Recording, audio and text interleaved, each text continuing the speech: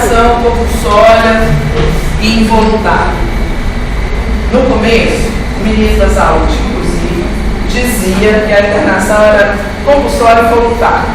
Ele juntava dois tipos diferentes, duas respostas diferentes do direito, não para o uso de drogas, mas para o sofrimento mental, que está definido na lei da reforma, na lei federal da reforma, está na lei 10.216, que é a conhecida lei Paulo Delgado. Eu brinquei que o ministro tinha inventado a pior droga, a droga mais letal para a democracia. Por quê?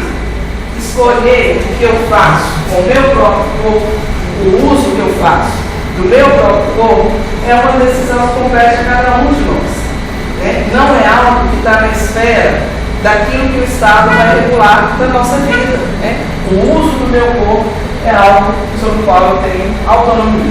Tá?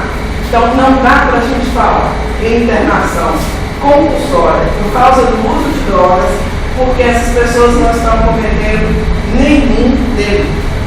Elas estão confrontando a moral do seu tempo. E vamos combinar, está cada vez mais carinho. Mas elas não estão cometendo crime. Então não há por que convocar um juiz para intervir nessa relação, porque o juiz não é ponte para fazer chegar a nenhum tratamento. E botar o usuário diante do juiz nessas condições é simplesmente transformar essa pessoa que não cometeu crime num delinquente. A internação compulsória na saúde mental, ela é a aplicação da medida de segurança. O que é isso? Isso é um dispositivo jurídico para responder ao ato delituoso cometido por um portador de sofrimento mental. Porque o direito considera que a loucura afasta a responsabilidade. Se entra a loucura, sai a dimensão da responsabilidade pelos seus atos.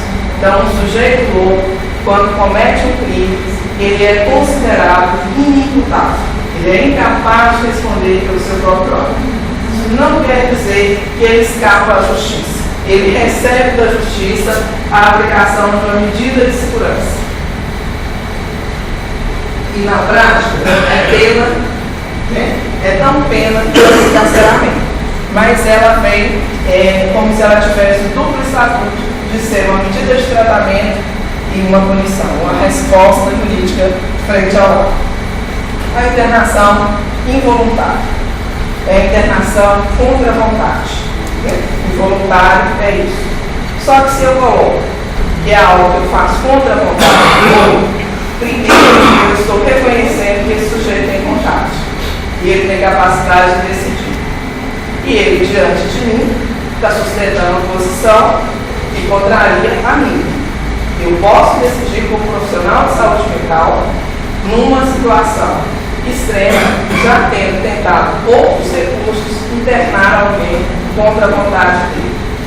Foi assim que a gente conseguiu. Por que a gente conseguiu assim? Porque no Brasil, até a promulgação dessa lei, nós éramos regidos por um decreto de 1934 que autorizava qualquer um de nós, dizendo que ela é doida, pedir a um psiquiatra um laudo e jogá-la dentro de um hospital psiquiátrico. Há momentos em que, diante de alguma situação, e especialmente de risco, e afastando a droga, se a gente for pensar, por exemplo, um diabético grave, que alguns de vocês devem conhecer, que insiste em não fazer dieta, ele pode colocar a sua vida em risco. Açúcar também é bom lembrar que é droga, gente. Açúcar também traz um outro tipo de valor. Ele vai colocar a sua vida em risco. Diante de uma situação de risco na vida, eticamente, o profissional de saúde tem o dever de decidir qual é o melhor cuidado. É bom não extrapolar esse poder. É bom não querer decidir demais, para a gente não fazer muita bobagem. Porque em nome do cuidado com o outro, a gente pode produzir muito mais dor do que alívio à dor. Mas na lei a gente diz, olha, tá bom, tem um momento, pode ter essa contingência.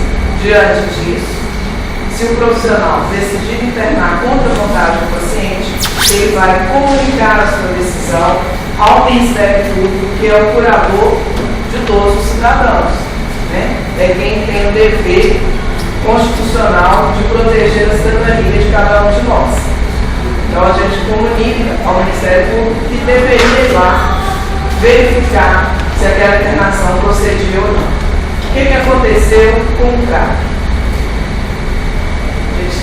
O discurso oficial destaca a internação como se a internação fosse, primeiro, apolítica, né? Um serviço. São Paulo chegou a criar, fez um momento, fez propaganda na imprensa, ele tinha criado um serviço para realizar a internação compulsória e voluntária. No Conselho Nacional de Saúde, nós soltamos uma nota denunciando. Internação não é serviço, internação é procedimento terapêutico. E pela lei, é procedimento a ser utilizado depois que todos os outros tiverem se esgotado. Eu já tentei, eu já negociei, mas de fato é um risco. Então hoje não vai para casa. Pode ficar descansando, pode internar inclusive no CESAM. Só que o que está sendo imposto e que foi colocado para consumo de todos nós é a internação e vai lá, pega, recolhe e pega. Fica parecendo que é novidade.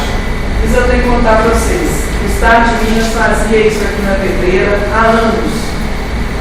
Nós estamos vendo lá as consequências de efeito. Salvou alguém?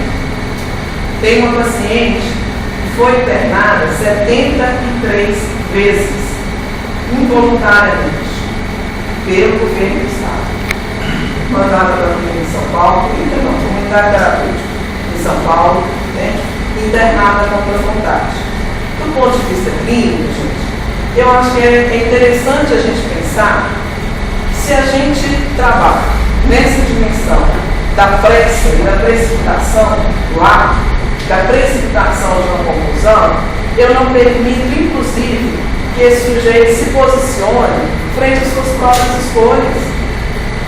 Eu não dou tempo e não dou chance de que ele possa ter que se haver com as suas perguntas. Por que ele está naquela situação? De qual a possibilidade de sair dele? De qual pedido de ajuda? Por onde que é possível? É tão autoritário, é tão caritativo, tão exterior, que só produz dano. É tão violento quanto a violência que ele tem se produz. Nós não estamos concordando. E não estamos dizendo que tem que ficar simplesmente entregue ao consumo e aos riscos. A gente dá muito mais trabalho para eles. Nós inventamos uma coisa trabalhosa demais para nós. Que a gente tem que estar lá. A gente tem que suportar com o corpo toda aquela cena e os efeitos que aquela cena produz na gente. Produz muita angústia. Né? Como testemunha desse trabalho, como quem recolhia os capos que vinha disso, né? Posso dizer para vocês que é extremamente angustiante. Agora a gente introduz uma novidade, né? Que é alguém poder concluir lá naquela cena que ele precisa exercer a sua liberdade.